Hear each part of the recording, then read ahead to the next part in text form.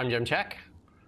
And I'm Renee Merrifield. And we're here with Beyond the Ballot. As usual, lots going on in the world of politics. The big one, though, Mark Carney again goes to Washington, gets lunch at the White House, just gets a little bit of time with Donald Trump. And there's quite a few, I would say, entertaining clips, but not much in, I guess, substance, I guess. And although I think before we went on live, you said that, yeah, we got some new tariffs. Now, this time, 25% tariffs on big trucks, on heavy-duty trucks and that. So it seems like we keep getting worse. It seems like every time our prime minister goes down south, there's an introduction of new tariffs. Trump made sure that we all knew that he was not in the business of removing any tariffs. He said they're working. He made that loud and clear as Carney was preparing to go down to the U.S. A couple interesting things for me. I don't like the timing of his visit. I think that that's going to be a negative for for Carney. I think that going on October 7th, there's going to be a lot of eclipse of the actual event, unless that's his intention. But as well, President Trump is incredibly distracted. I mean, he's got so many guests and visitors going in. He's got, survivors of the former hostages coming through and being invited to his meeting with Carney. So it's just a very odd timing. Other than if, Trump wants to punish Carney for the stance that he took on declaring Palestine a state. Maybe that's what the intention is here, but otherwise I'm not sure what it is. And it seems very odd to form this meeting. I'd say, sadly, I don't think that we are any closer to having any sort of a deal with the U.S., and we are the last country standing. Yeah, and one of the things that Ian and I talked about this morning, because we do that show every morning at 9 a.m., is in the room there had to be over 100 journalists, and they got to scream questions out like that. It just doesn't happen in Canada. Like the Liberals and the NDP really screen who gets to come in the room, who gets to ask questions, and then also give you a very limited time to ask questions. And there, we played a clip of Caitlin Collins from CNN, no fan of Trump, and Trump, no fan of hers. And she just basically said this president gives so much access to the press that it's just unprecedented. You know what I mean? Like just crazy. We're going to play some clips here, though. Let's going to play this first clip here with Trump and Carney here when they actually had some. And all of his meetings are wide open, too. It's not like they get to meet in the room, because if this was in Canada, they wouldn't show us the meeting. But Trump just, here you go. See it for what it is.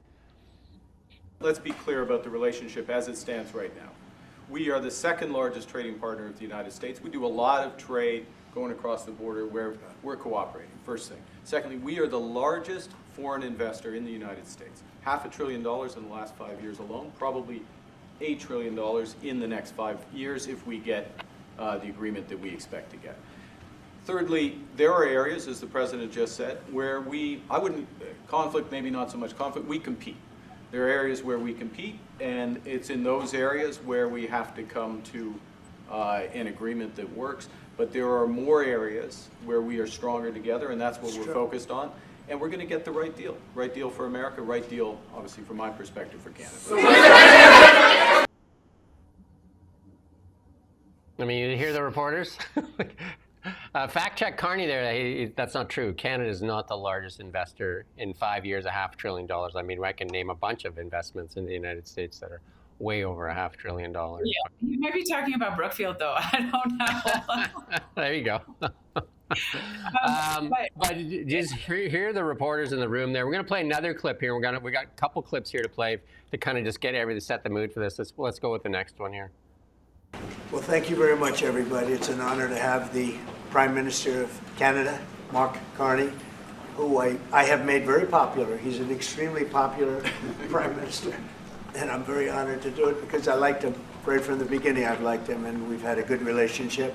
We have some natural conflict, but we will probably work that out. But we've had a very strong relationship, and your hosting of the various countries that showed up, that was a beautiful job you did, and I appreciate it very much. Thank you very much, Mr. President. If I may, you kindly hosted me and some of my colleagues a few months ago, and I said at the time, you are a transformative president. And since then, the transformation in the economy, unprecedented commitments of NATO partners to defense spending, peace from India, Pakistan through to Azerbaijan, Armenia, disabling Iran as a force of terror, and now, and I'm running out of time, but this is in many respects the most important. The what merger created of Canada no, and the what United you States. have created. That wasn't where I was going. On this That's good. solemn. Trump, no stranger to taking a shot right there, eh? No, especially if someone's filling up too much airspace. He doesn't like that so much. Yeah, Trump doesn't buy into the pumping of the tires too much either. He can kind of see through the tire pump, right? So. Yeah, and that's what Carney's doing. I mean, it's negotiation 101. Yes, you definitely come in and try and make sure that your adversary understands that you can recognize them for what they're good at doing or what they have done. I'm surprised that Carney went so far as to say that the economy in the U.S. is doing so well, because I think it's mixed numbers. I was in a session with the chief economist of RBC over the course of the last couple days, and one of the things that he showed is how choppy it is and how difficult it is to understand exactly what's going on in the U.S. and how much of it, if the inflation is attributable to the tariffs so far, or how much of it is just natural inflation because of the monetary stimulus package. But both of those would be Trump packages. So it's difficult to know how much he's responsible for, but certainly there are some positive signs in the U.S. economy, but there's also some danger signs in the U.S. economy. I mean, Carney, again, he's not any closer to a deal. The one great thing and the silver lining is that Trump actually said that there might be a deal. That still gives me hope, because if he was still saying there's not going to be a deal at all, there wouldn't be hope. In terms of amalgamation, Trump's going to stay on that point. Yeah, I think they brought up supply management, and Trump said that was a problem. So that's going to be part of CUSMA, the new CUSMA. That was a thing there. And he also says, we compete. And he says, yeah, Canada wants to build cars, and we want to build cars. And he said that's going to be a thing. So I don't see them conceding much. And he did say there's likely going to be tariffs in any new deal. I don't think Canada can rely on. We have to find a way that we can provide value, and that's the way it is for everything. We shouldn't just expect to be like charity. Like, we shouldn't expect charity from the Americans. We should expect to say, this is the value we bring. This is why you want, the stuff we have to offer. Yeah, and right now we've got, we have basically 95% of all of our goods are subject to the CUSMA agreement. That comes to an end at the end of this year and becomes subjected to negotiation next year. We are in really, really dangerous times here, because right now, I mean, we only have about a 5% exposure to the tariffs and to what's happening. Yes. Is it difficult on some of those industries? 100%. The steel industry is taking on the chin. The auto manufacturing industry is taking on the chin. There are some really big headwinds that, President Trump has introduced. What Carney has not done is negotiate any of that away. And we're about to negotiate a much larger aspect of our economy and of what affects our cost of living, which is that CUSMA agreement. So we're not talking just about supply management, getting rid of supply management. And this comes from a dairy farmer. My family were dairy farmers for years and years and years. And the first thing they would say is that supply management artificially increases the price for Canadians, because it actually harms us and subjects us to a lack of competition. Having said that, our quality of product is much higher here in Canada than it is in the US. So we'd have to suffer with a lower quality. We can make that choice if we wanted to. It would become a premium brand, let's say, but dear God, get rid of it and get that off the table. So I watched most of the stuff, and we'll play all the clips again, and we did play them in the morning show. I watched most of the clips. So if you were scoring it, there wasn't anything that we got other than, there were some platitudes. Trump, stroked Mark Carney as well, saying, he's a great leader and all these things. And, they both did that, kind of mutual stuff there. But nothing of substance for Canada. Nothing, score nothing. We've conceded on so many things, digital services tax. I can't, there's so many things we conceded on with nothing coming back, no progress. Yeah, no progress on anything. We've actually just got more tariffs, more tariffs and more tariffs and more tariffs. And here's CBC covering, though, instead of CBC being what they should be doing, here's a little clip from CBC on how it went there. Donald Trump was saying some of the more outrageous things related to domestic politics in the United States. Mark Carney would raise an eyebrow and sort of like it was funny to see the I don't know if it's a lack of poker face, but during some of his answers, Carney was winking toward the reporters, not at any specific reporters, but sort of in the room as Donald Trump was saying some of the things. And I know that got picked up on social media real hard last time when Donald Trump was. That's good. Like, what kind of reporter would say that? Like, she attacks Trump right away, which is typical for CBC, right? She attacks Trump right away in his house, and then goes on to say Carney's winking. Like, why would Carney, they're actually making it worse for any negotiation that might happen. Yeah, whoever handles Carney should tell him to stop winking. That is a terrible trait. Oh. And it actually is very subversive. So I would say it undermines, it's too easily misinterpreted, and he needs to stop it. That's an easy stop. I would say that, in this particular situation, Trump has, the way he talks about his relationship with Carney really makes me give pause. Because if they were truly that agreeable, then they would have an agreement. Yeah. But we don't have an agreement, which means, does that mean that we're just a pushover and that's why Trump likes us? Because the only ones that he really doesn't, fancy are ones that stand up to him and ones that kind of take exception with. But those are also the ones that have agreement with him. Take the Indian president or prime minister, for instance. Modi. Again, Modi went head to head with Trump. Trump was not happy. He made his unhappiness known all over social media. But Modi is the one that has an agreement with Trump. I mean, we could go leader by leader, but the reality is, Carney doesn't. If Carney has such a great relationship, why do we not have an agreement? So the biggest thing with Modi in that is that he says what it is. Mark Carney will say, he'll basically on bended knee while he's there, and then when he gets out of the room, then he's all like fire and brimstone, like him and Doug Ford and Anita Anand and all that. And then when he comes back in the room, he's all like, why don't you say what it is? You could tell that he was squirming there. You want to say something, then just say it, right? Get the deal, right? Stop playing both sides, because it really looks bad. It actually looks bad. Makes us look so weak when you go in there and you're just on bended knee, but then you come out of the room and you talk and that winking stuff and all that other stuff just makes it look so silly. And Ian brought up a great point this morning, saying Trump's used to being attacked after, right? Everybody attacks him. So it's just like water off a duck's back to him, right? Just like, oh, whatever, right? Say whatever you want, right? It doesn't really matter. No, he doesn't really care at all. Again, why I don't understand the purpose of Carney bringing Melanie Joly and Anita Anand. I don't understand why their presence there was required. Maybe that was, maybe that was set up ahead of time, or maybe that's the start. Maybe they have other meetings that are going on while they're there. It seems odd. It fills the room really unnecessarily. And if Trump knows that, Carney's bringing people, well, he's going to bring people. He's never going to be out peopled, So from that perspective, I think it also dilutes the power of their conversation with everyone kind of sitting there around the table.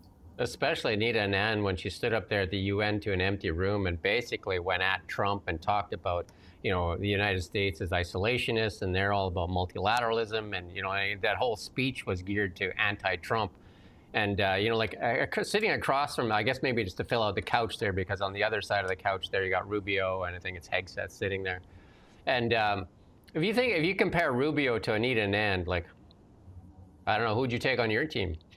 Yeah. There's no comparison, none at all. And the only other thing I could feel is that, in the conversation, Trump is just so not threatened by Carney. There's not an ounce of him that feels like there's any sort of power imbalance whatsoever. And I think that's because Carney hasn't really got a vision for the economy yet. If he thought that for 1 second we were a powerhouse, or we were going to threaten his oil and gas sector, or we were going to threaten any of his natural resources, I think that there miuld be more to talk about. But right now, he doesn't. So the one thing I really do like about what Trump does is it's all in the open. Because, if this was behind closed doors, CBC would be selling us some kind of narrative and saying, oh, this happened, this happened, this happened. I like it that it's there for us to see. Do you know what I mean? Like, if you want to come for lunch, great, show up, but everybody gets to watch what goes on. Like, there's no closed door stuff. It's just like, this is what it is. I do want to move. Yeah, go ahead. And don't get me wrong, there are lots of closed door things that are happening.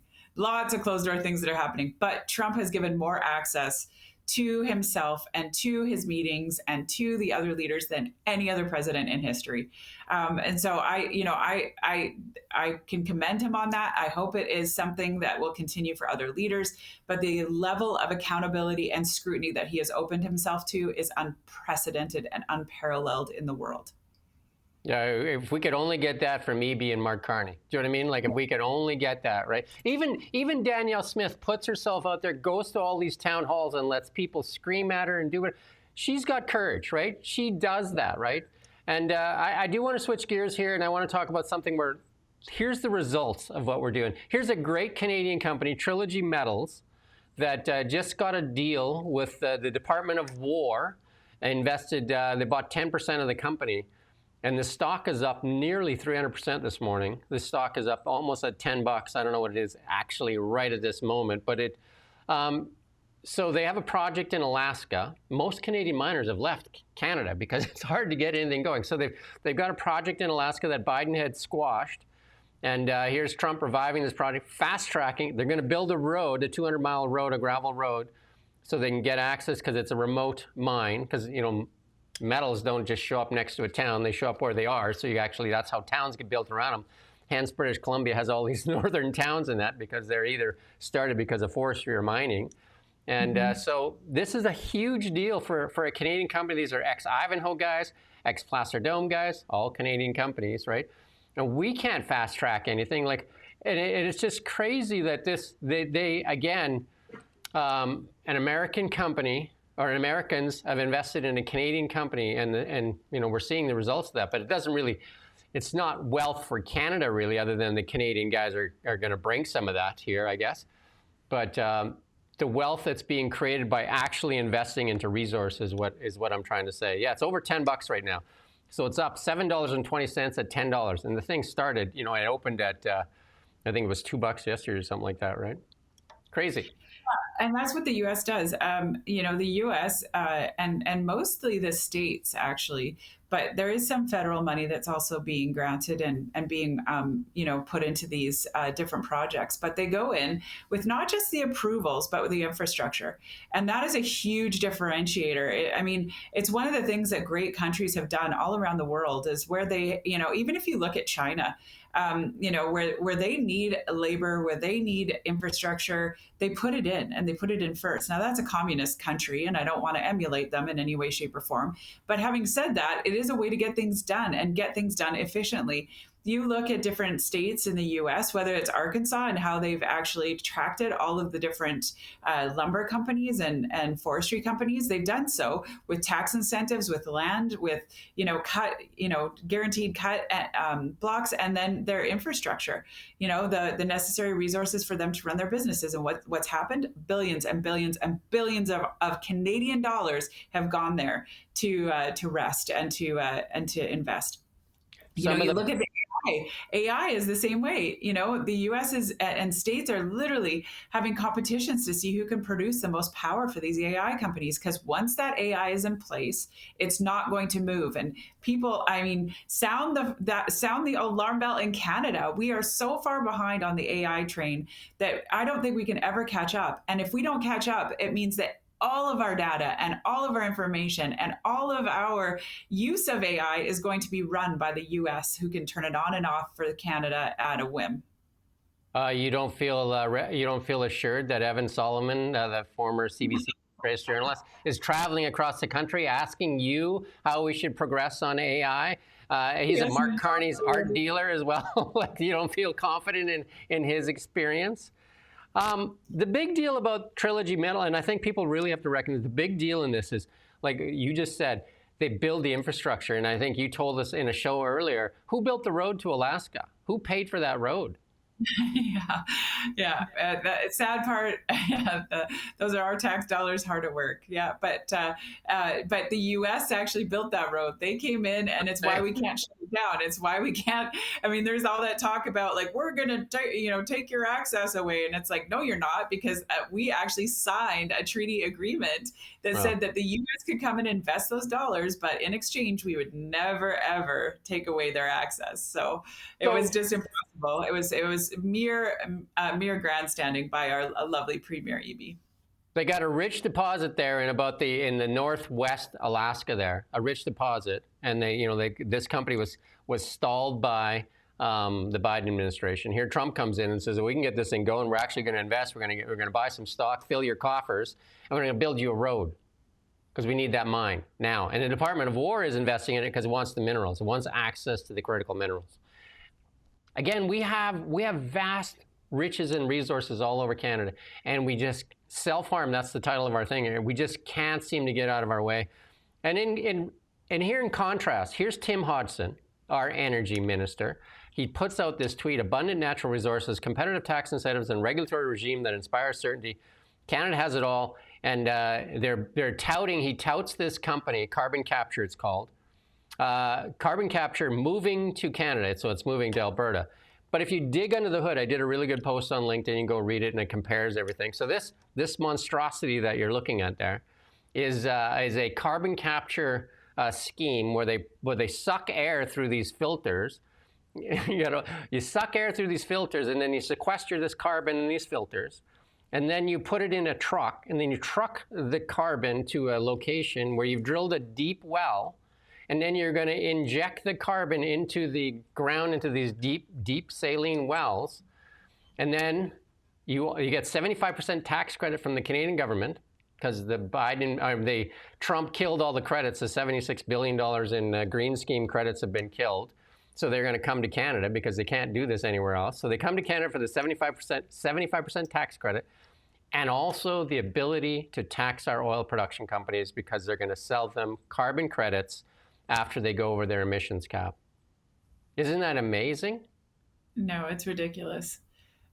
It's ridiculous. And this is the necessity and the very existence of a company of this nature exists solely because of our environmental pressures that we put onto our oil and gas sector or any of our industries. This is a product of our self-making. It's unnecessary. It does not move the global emissions cause forward, and it's performative and nothing less. And it's going to cost taxpayers dollars, which is ridiculous. It's going to tax us in the lack of prosperity from our oil and gas sectors and the lack of future investment from our oil and gas sectors. And it's also going to literally tax us by giving a company of this nature dollars. The fact that they need dollars to exist means that, they really are, not able or not capable of it.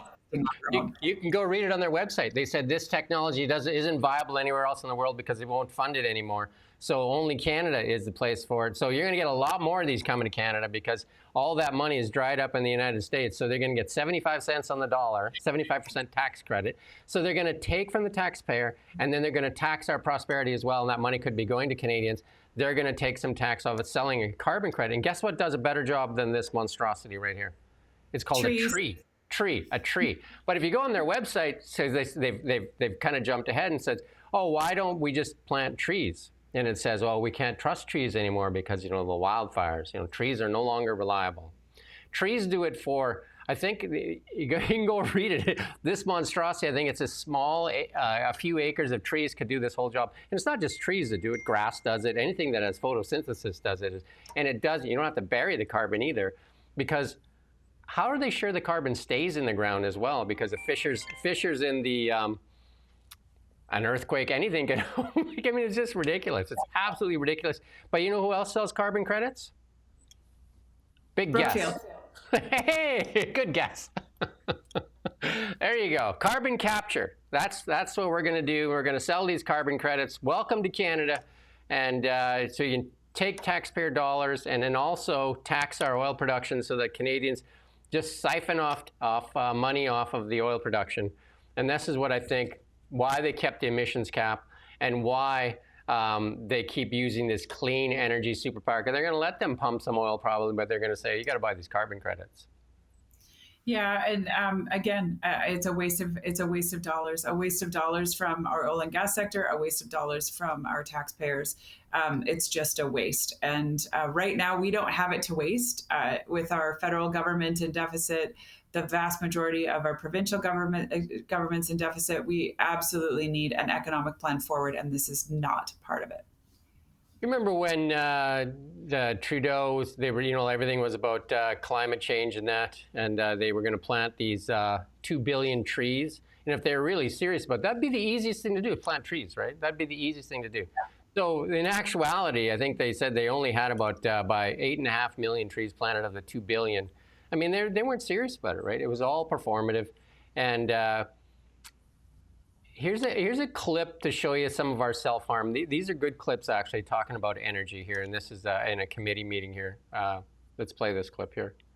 Well, thank you. I appreciate that. And I see it on a regular basis. And I think the government's last 10 years of saying that the energy industry is bad and we need to transition away from those jobs has made a lot of teenagers and youth choose other careers because they've been told by government that this is a bad industry and something that it won't be here for their lifetime. And I'm wondering if you can talk a little bit more about how some of the emissions cap policies, the policies surrounding overall anti-energy rules and regulations like the emissions cap and the shipping ban, how they are impacting investment and therefore new jobs in these sectors? Well, great question. And you mentioned, Fort McMurray, and we all remember the heydays, especially if you're from out west, of the hiring and the jobs that came in that boom time of between 2006 and 2014. And you could get a great job and you could support a family. You could have a great life. My uncle lives in Fort McMurray.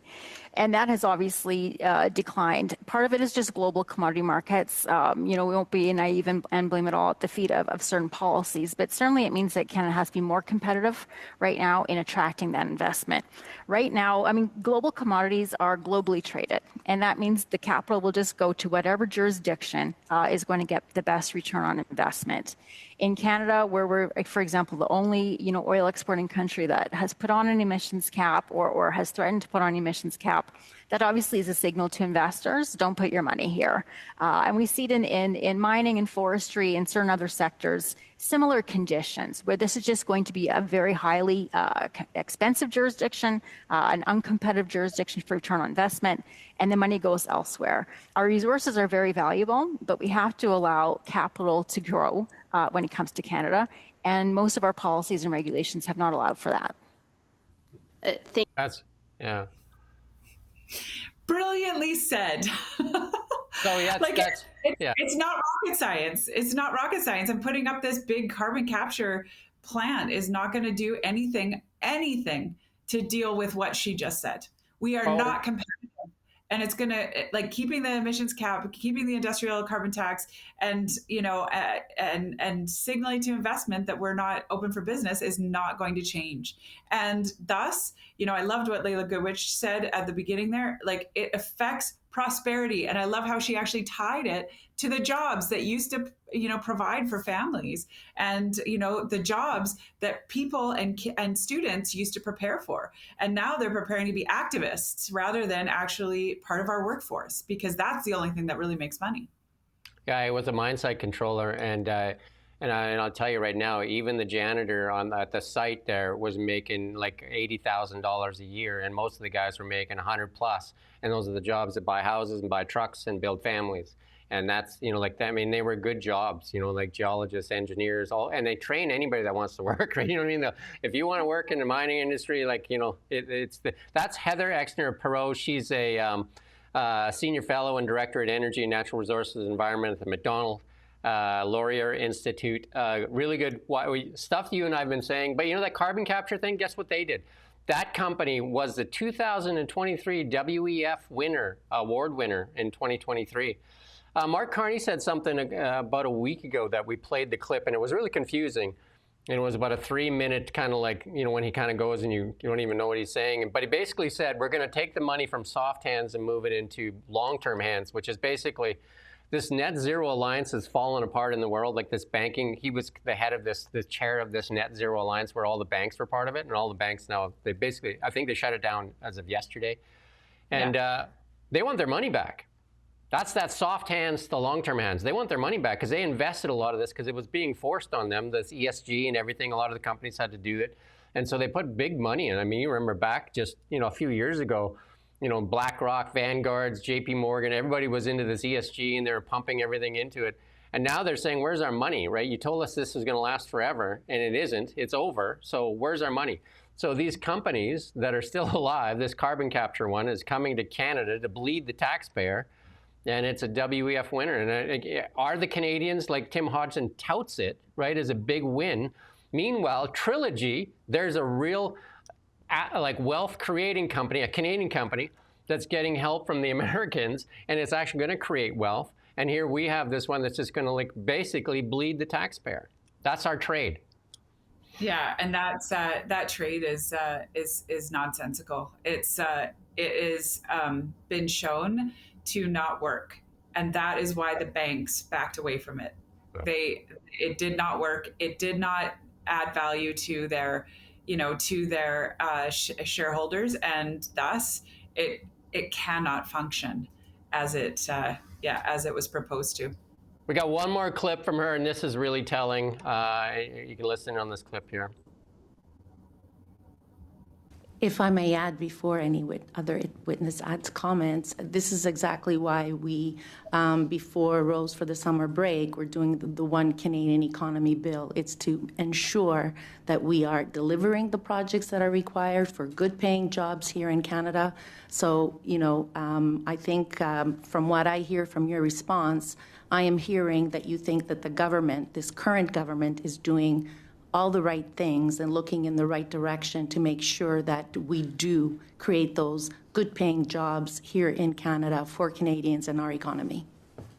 So good question. So the oil and gas CEOs have written 3 different letters. I think they're up to about 96 oil and gas CEOs signing on to a letter asking for 5 specific policy changes. None of those policy changes have yet been made. So while I think everyone, in Western Canada agrees that the tone is much better and prioritizing major projects is very positive, nothing has happened to unleash the capital that people have out here that would make them actually be able to go to their boards and make final investment decisions and say, I have certainty that I will get a better return on investment. And so I hope that they also look at what industry is specifically asking for. And I don't think we'll see the investment come in until they do.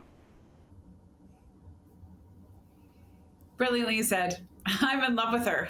She's awesome. I haven't seen these clips before, but honestly, that was like an absolute punch down of that MP there. It was an attempt at getting a very softball sort of laud of their bill, and she just basically threw it down and said that's actually not what they're asking for, and it didn't do anything, which is true. If it was this revolutionary bill that was supposed to unlock all of these projects, then it should have already done that, and it hasn't. And the 6 projects that they've put into this program are basically all ones that are already underway anyway, so it hasn't done anything to actually move the dial. Yeah, if I was in court, I would say, leading the witness, you're asking for her to give you the answer that pumps your tires. But she's just like, well, actually, it's all performative. And that's what it's been. I mean, I've been watching. We've been on this every day. It's all performative. Like, they say they're going to do this, yet all the restrictions are still the chokehold that Canada continues down the road of self-harm. All the choke points are still there. All the choke points are still there. And, I've said it so many times before, but, don't listen to what politicians say. Don't listen to their speeches. Absolutely watch what they do and what changes are made and how it affects your life. That is the only way to actually judge a politician. My grandfather had this great saying, because when you'd go to a rodeo or whatever, he'd always go, oh, that was all hat, no cowboy. And it's like, yeah, like, what is actually being done or said, or who is actually doing the work? And the work is not being done, which is why our economy sits abysmal right now and not moving forward and, posting negative GDP while we're still seeing population growth. So I think we're in really big trouble here, and that is what some of these institutions are trying to bring to the attention of the MPs. And I think, Danielle Smith put this out too, and she said Canada has a once-in-a-generation opportunity to become an energy superpower. We don't need energy more than we ever have. You know what I mean? Like AI. We need energy more than ever. Like, it is such a big, big thing. And, she goes on, and she's got an op-ed in the Financial Post there, and you should go and read it. It's just once in a lifetime opportunity. But she does say in the next tweet that she puts out, there's no universe where Alberta will tolerate being landlocked in our own country by our neighboring province, especially when the same industry he continues to demonize has generated so much wealth for his province and his country. Basically calling into question, either we have a nation where we can transport our goods to ports that belong to Canada, or we don't. We have a bunch of provinces, right? Because if EB can block it, and I do want to play this clip with EB first, because, I mean, you know EB very well. Let's play this clip on you can just watch his emotions as he talks here, and you can kind of see where he fits into this picture. British Columbia is an unmatched land of possibility, but our province and our country face unprecedented threats. Now, more than ever, British Columbians are coming together with major opportunities that will deliver prosperity for all of Canada. British Columbians are lighting the path ahead, and we're going to deliver a brighter future for our province and our country. Here in this province, we have literally tens of billions of dollars worth of major projects that are ready to go. They are economically sound, private sector and First Nation led, and will create many thousands of good-paying union jobs for families. Through these projects, we will drive the Canadian economy at a time when it's under direct threat and attack by Donald Trump and those who seek to bring his harmful political project here to Canada. The fictional Alberta Bitumen Pipeline project achieves literally none of these things, doesn't have First Nations consent, makes no financial or economic sense. It has no private proponent, no route, no private funding, and would cost taxpayers billions.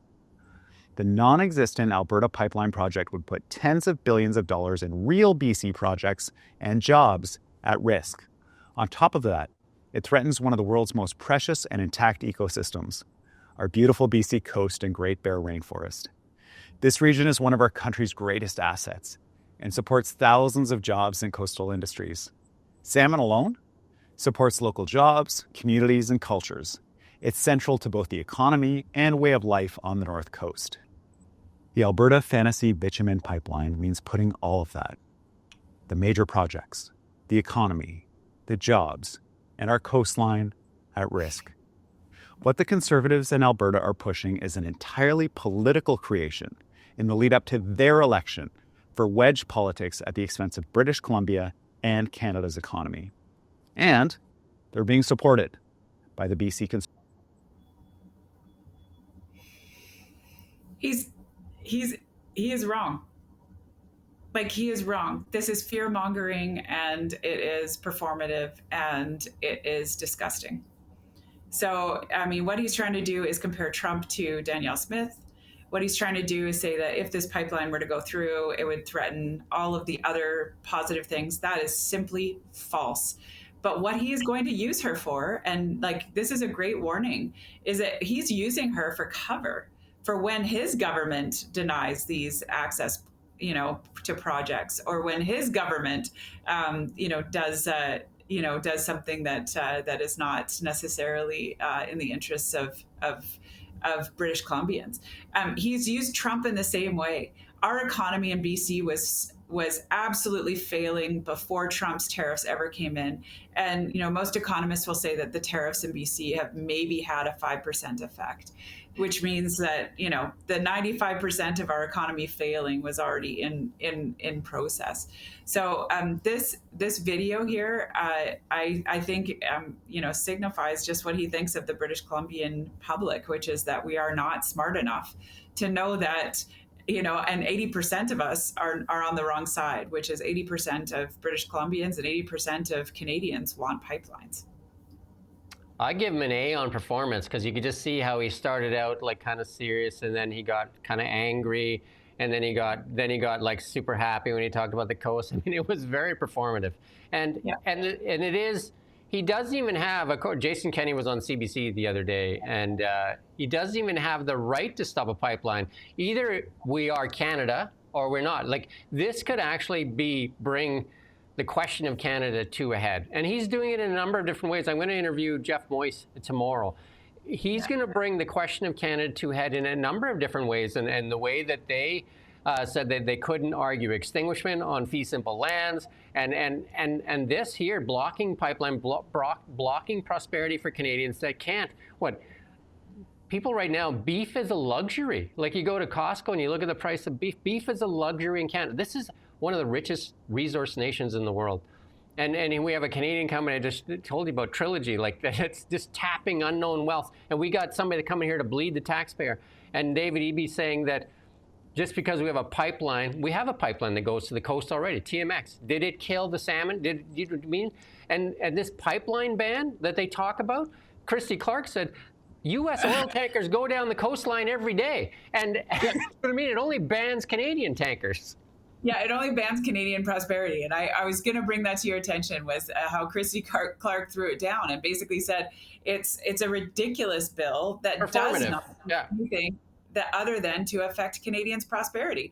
The U.S. sends tankers down, and ships down every single day, over and over and over and over and over again. And her point at the end was very poignant, was that, how many spills have there been? Right. So, like, you know what, this is ridiculous, and it is fear mongering, and it's threatening. Basically, he's saying, like, if this pipeline goes through, I'm gonna threaten the prosperity of all the other projects that are slated to go. Which I would challenge him. Please get all those tens of billions of dollars of projects moving forward. Like, please, anytime now. I've worked in the mining industry. Show me fast track a mine. Let's see it. Because I know there's lots available. They left. I mean, a lot of the best miners, the best people have left to go somewhere else. They've gone to Alaska. Yeah, they've gone to Alaska. They've gone to Mexico. They've gone to the United States. So I interviewed a guy a few days ago, another miner, and he says that their number one priority, they got several projects. Most of them that they're moving forward are in Nevada. But they have Canadian properties, but they're just like, well, if we have to choose, we're going to go where, there's actually somebody wants us, right? They're going to go where capital is treated well. Yeah, it's like what McDonald Laurier's consultant or employee said there. Capital goes where they can be assured of their return, and right now Canada does not offer any assurance. Well, here's something David Eby said that you didn't think he was probably going to say. He said it he was being interviewed there on decriminalization. He said the words, "I was wrong." I think he's wrong on a lot of things. I was wrong. And he's now admitted that he's wrong on decriminalization, yet the project's going to, the pilot's going to run until January anyway. Well, why don't you stop it? How many people have lost their lives? How many people have lost family members? And then they're going to still do it, even though he now admits he was wrong. Yeah, I wish that he would allow that contriteness to affect the decriminalization experiment and just end it, like you said. But I think that there's so much more that needs to be done on this file. There was hope when Josie Osborne took it over and it was put under health. It's been absolutely obliterated. David Eby made a big mistake on Clean BC and doubling down on Clean BC. He made a big mistake on decriminalization.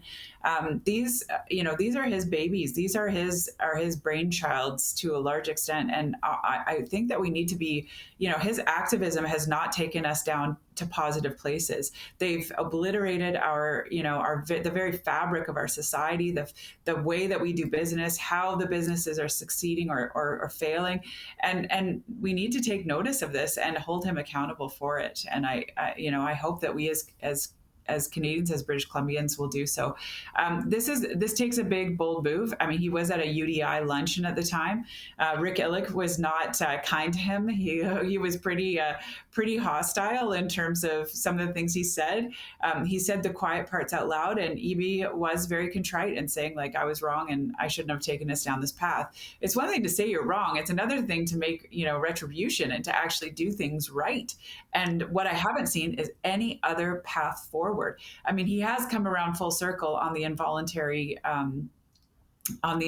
care. But even that, he's announced a very vague, like, we're going to build these beds and nobody knows how many and nobody knows where and nobody knows when and how and what it's going to look like. And so again, it just feels like a nothing sandwich. Yeah, we're going to go back to that other tweet with Eleanor Sturko, though, and she talks about David Eby saying it was wrong. But, there is drug labs operating here, and we saw that with New Zealand making their biggest drug bust ever there at the border there, and it came from Vancouver, meth filled in maple syrup bottles. You know what I mean? Like, it's just crazy. And then we got John Rustad here. He's David Eby's a good actor. Like, I gave him an A, but John Rustad, he's offering, calling the premier nothing but ideology and unicorn farts. I think, instead of just, coming up with cute little lines, I mean, they need to find a politician that can actually speak from the heart and say, like, we need to fix this. We need to fix this. It can't be ideology first. It has to be tabletop issues first, because Canadians are in a tough spot. Like, a lot of Canadians now can't pay their mortgages, can't pay their rent. This is Canada, and we're in a spot where you got record food bank lineups. Beef is a luxury. Yeah, we're in trouble. We're in trouble, and I can guarantee you that there's a lot of conversations around kitchen tables and around dinner tables nowadays that are really serious in nature. Are we going to be able to make ends meet? Do we need a new job? Is there somewhere else that we can go where our kids have a future? I mean, there's a lot of conversations happening, and this is not one of them. John is in trouble. And, if I was advising John, I would say prepare an eloquent exit, because you have not led us well. The polling numbers came out this week, and they were absolutely abysmal. He is not leading Eby in a single category on a single issue in terms of who the British Columbian public think can lead forward. That is catastrophic, and his polling numbers are so much lower than the actual party that if I was a party insider, I would be telling him, like, it's time for you to go. Like, don't take down the ship with us. So this is like a captain who is on a train of self-destruct and literally is going to take the entire ship with them. It's creating a huge amount of collateral damage on the party, on the great MLAs that are a part of it, and I think that there's big housekeeping that has to be done in order for British Columbians to say, yeah, they are a party that can lead us forward. Eby must be having a heyday with this, because even with all the negativity that surrounds some of the decisions that his government has made, man, oh man, oh man, there is not a viable option on the other side. We've got a green activist, you've got, Rustad, who's, parties in chaos, and you've got two other, parties where there's so one topic or one issue, and then some independents thrown in there. Like, I mean, just a fiasco, an absolute fiasco. And right now, I mean, it's really difficult to see any of the parties that have a vision forward. Yeah, and we need one. If I was doing a meme, I would probably put David Eby. I think I talked about smoking a cigar with his feet up on the desk in Mad Magazine. They're just like, what, me worry? I mean, because basically you can get away with anything right now. And because if there was a strong leader with a strong message, because even right now, I think the pushback on this right stuff, I think it has to be just like, that's enough. Like, I mean, it's just ridiculous, right? And they're letting him get away with it, though, right? Because he has some reporters actually working hard. You got guys like Rob Shaw and Sam Cooper and that are doing really good work.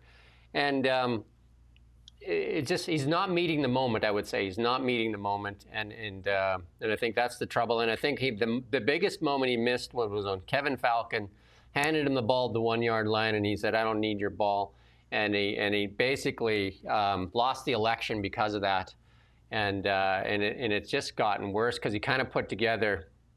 I think instead of taking the best of those two parties and making, you know what I mean, like, and then part as party leader, well, you know, that as a leader, you need to kind of coalesce your people, right? You need to bring them together. Nobody's going to agree on everything, but you need to find a common ground. And John Russ said one of the things he said, and he said it to me, is that he's going to let his people speak, and they can speak they have a responsibility to their constituents first, and that's not true. He's fired a few people already, Eleanor Sturko.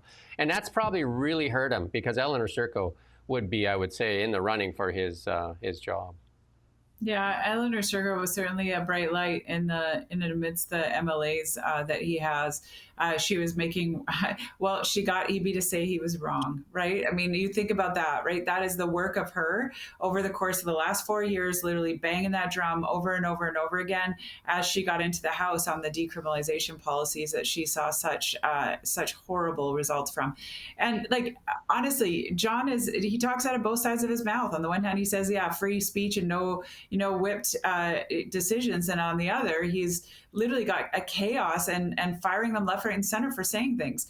Like, we need a serious discipline. We need this. And honestly, I think he should introduce a new discipline to his entire team. You can't have a party that has everyone speaking in all different directions. That's not actually a party. That's a group of individual, one issue candidates. And that doesn't work. And it doesn't work because the public don't know what you stand for or what your voice is all about. If I was him, I would be sitting every single caucus member down and saying, today is a new day, and this is how we move forward. We're not going to talk about all these pet issues anymore. What we're going to talk about is what matters to British Columbians. We're going to talk about the economy. We're going to talk about housing. We're going to talk about the cost of living. We're going to talk about healthcare, and we're going to get back to the issues that matter most. And that's how I would be, rattling the chains and basically saying, you want to talk about those other things? You know what? Write a journal. Keep your own private journal. But that's not why you were elected. You were elected under one banner, and because you were, under that banner, and we fly together, right? I mean, it's like two parents squabbling all the time. Like, it's just ridiculous, and like, the kids don't know which way's up. Yeah, the reality is British Columbia is kind of like mostly centrist, I would think, or leaning left, a little bit left or right. But I mean, I think right now, John let them make him extreme when I don't know if he is or not, but I mean, he's allowed EB to paint him that way, and the media hasn't helped him much either. But to be a successful politician, one has to be a great communicator. And if you look at Danielle Smith, great communicator, very great communicator. And you look at Trump too. He's a really good communicator. He's an excellent communicator. He's raw and says what he wants, right? He's very raw. And Doug Ford would be another one. He calls it like he's rough around the edges. John Horgan was the same. Yeah, John Horgan. Yeah, for sure, John Horgan. Yeah. The public gave him like chance after chance after chance, like swearing, saying rude things while everyone dies. Like he'd shrug his shoulders. Like, honestly, like, he did not always say the smartest things, but you know what? He was authentic in who he was and what he was about. That's why EB scares you. Like, that's why you say he's a great actor. You know what? Danielle Smith wasn't acting in the 10-minute YouTube short that I saw her in. She's authentic. She says what she means. Those town halls, you can only do those if you're authentic. You can only do those if you're convinced of what you're saying. And right now, I mean, yeah, we just don't have great leadership right now in BC. Well, things change, but like you said, Canada continues down this road of self-harm. And the last thing we'll talk about, and we'll try to do quick, the budget. They're going to push it out here November 4th. And Francois Philippe Champagne is trying to sell it as this, the new way of the new age budget, and where they're going to split it in two. And I think you and I talked about in the past, they knew they were going to do it. They were going to kind of separate it and play this kind of like this shell game here with it. And again, the PBO's office came out shocking, stupefying, alarming, unsustainable, and right on cue, the CBC came out with a hit job. And if you can't change the message, you go after the messenger, and that's what they've done. There's two former PBOs coming out now with CBC telling you that he's got to walk it back, and like basically they're attacking the messenger now. Unbelievable. Yeah, it is ridiculous. And I mean, case in point, I do think we need to pay attention to this budget. I really hope that those that are smarter than I, like you, with their CPAs can actually go through it and make sense of it and do a comparative analysis with what we have been looking at in the past. I know that the Conservatives are onto this, and hopefully they will have already lined up individuals who can do that work, because we as Canadians deserve the truth and deserve transparency. And this is going to be a fudget budget. This is going to be something that we've put into capital budgets, operational aspects, and we're looking at things that don't make sense and things that we can't compare to where we've been in the past. So I think it's a very dangerous budget and one we need to pay attention to. And one of the telling moments in this, and I've talked about it quite a few times, even if they tried this in the UK or the United States, the media would attack it and say, that's not right, you got to do it this way, and they would put it together themselves and attack it. Let's just see how the government-funded media helps here, because right now they're showing that they're trying to help sell it for the Liberals, which is odd, right? They should be trying to hold power to account. But again, great show. Anything you want to add? No, thank you so much, and thank you for listening, and thank you for being educated on these matters. It matters a lot. Yeah, Canada continues down that road of self-harm, and Heather there pointed it out very, very clearly, to the, will they listen to that? That's the question, right? That's the question. Will they listen? Yeah. Okay, thank you for watching Now Media.